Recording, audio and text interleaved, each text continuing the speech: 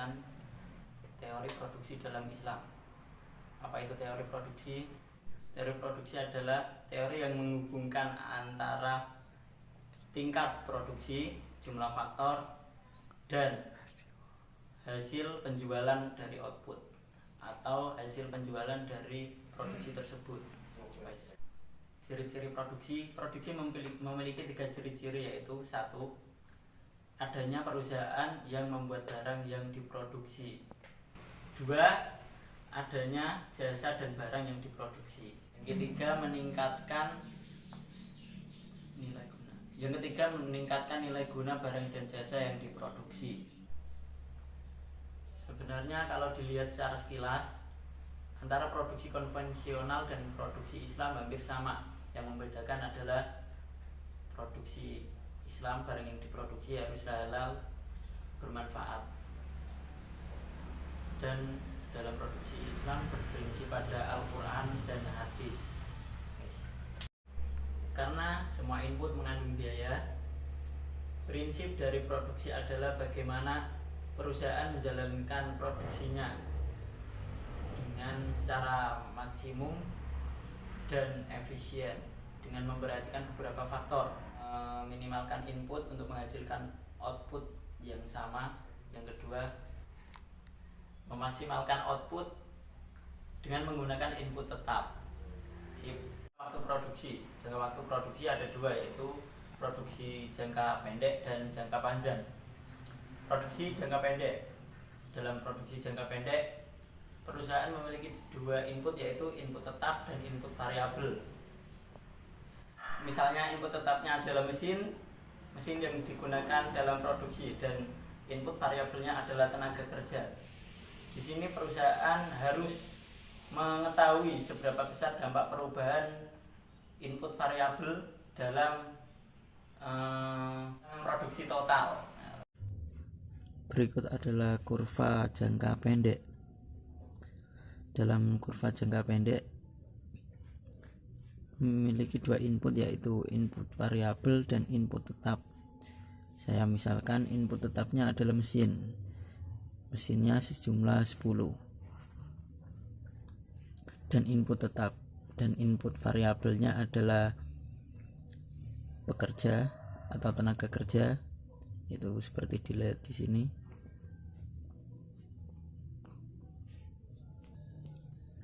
Di jangka pendek ini yang bisa ditingkatkan hanyalah tenaga kerjanya untuk membuat total produksi lebih maksimum.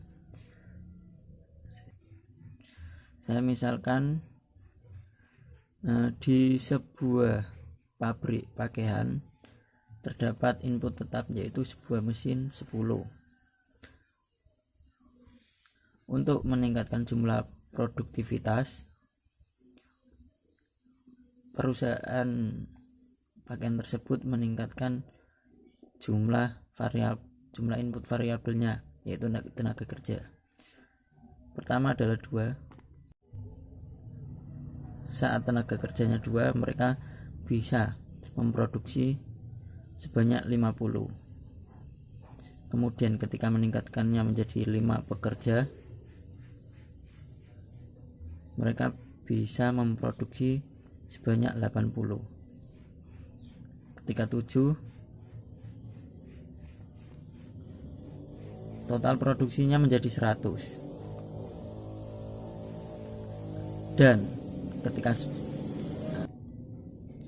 Dan ketika jumlah pekerja ditingkatkan menjadi 10, jumlah produksinya adalah 120.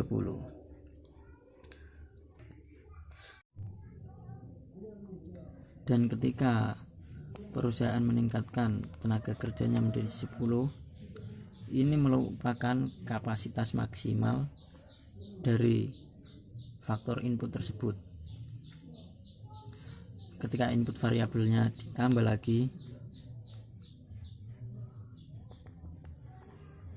maka total produksinya tidak lagi maksimal. Ini disebut hukum the law of diminishing return. di mana peningkatan faktor produksi tidak selalu memberikan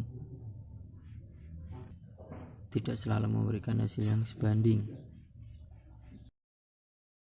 Kedua, produksi jangka panjang. Dalam produksi jangka panjang, input atau faktor produksi yang digunakan dalam proses produksi berupa input variabel. Dalam kata lain, tidak ada input tetap dalam produksi jangka panjang. Berikut merupakan kurva jangka panjang, di mana dalam kurva jangka panjang semua input berupa variabel, tidak ada input tetap dalam kurva jangka panjang. Dalam kurva tersebut saya mengibaratkan ini adalah sebuah industri mebel, di mana K merupakan modal dan saya contohkan di sini adalah bahan baku. Bahan baku dalam industri mebel adalah kayu. Dan hasil dari produksi tersebut merupakan kursi. Dalam industri jangka panjang kita bisa memilih berbagai kombinasi input untuk menghasilkan output yang sama. Untuk menghasilkan 100 kursi kita bisa menggunakan kombinasi 50 tenaga kerja dengan 20 batang kayu, 35 tenaga kerja 30 dengan 30 batang kayu, dan 40 batang kayu dengan menggunakan 20 tenaga kerja, dan seterusnya, dan tetap menghasilkan jumlah output yang sama yaitu 100. Dalam jangka panjang, untuk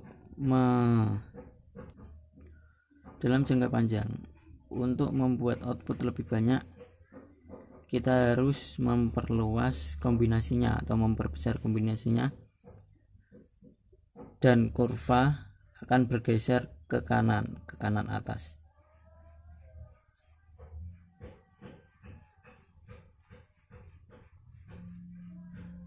Dan jumlah produksinya misalnya adalah 200. Di sini kombinasi akan lebih besar, 50 tenaga kerja dengan 30 bahan baku, 35 tenaga kerja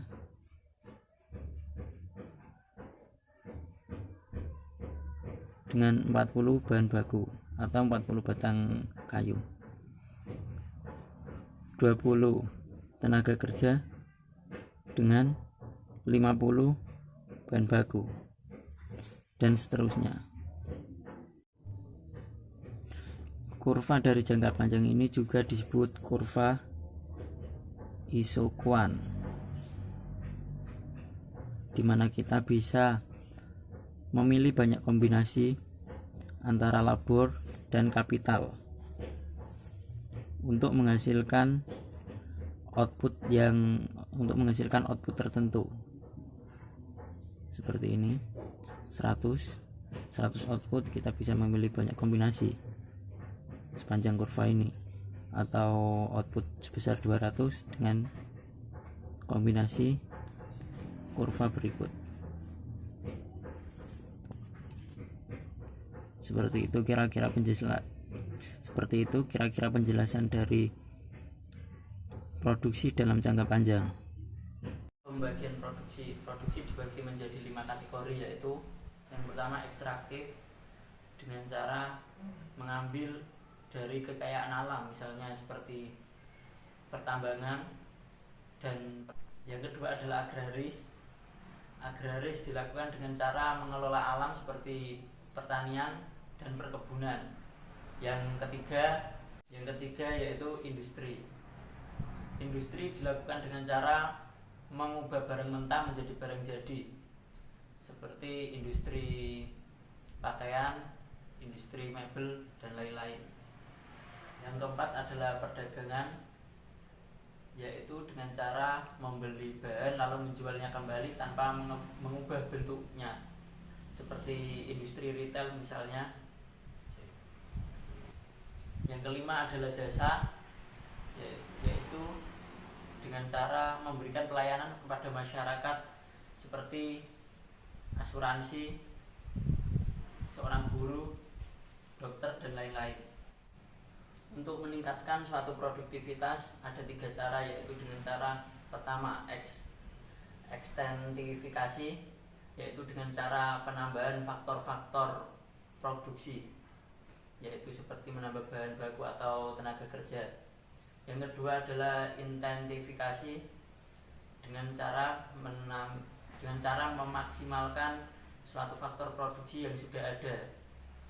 Yang ketiga adalah rasionalisasi, yaitu dengan cara mengeluarkan suatu kebijakan yang bisa meningkatkan efisiensi produksi, yaitu ada 3 cara. Mekanisasi, yaitu meningkatkan faktor produksi seperti mesin-mesin. Yang kedua spesialisasi dengan cara menempatkan seseorang pada suatu keahliannya. Yang ketiga spesifikasi yaitu menentukan standar bobot, ukuran, bentuk dari suatu produksi. Dalam suatu produksi juga ada suatu hukum yang dinamakan the law of diminishing return atau hukum yang semakin berkurang, yaitu hukum ini dicetuskan oleh David Ricardo. Penambahan jumlah faktor produksi tidak selalu memberikan peningkatan yang sebanding. Pada titik tertentu, penambahan jumlah input secara terus-menerus akan mengakibatkan pada jumlah input yang melebihi kapasitas, sehingga produktivitas tidak maksimal lagi.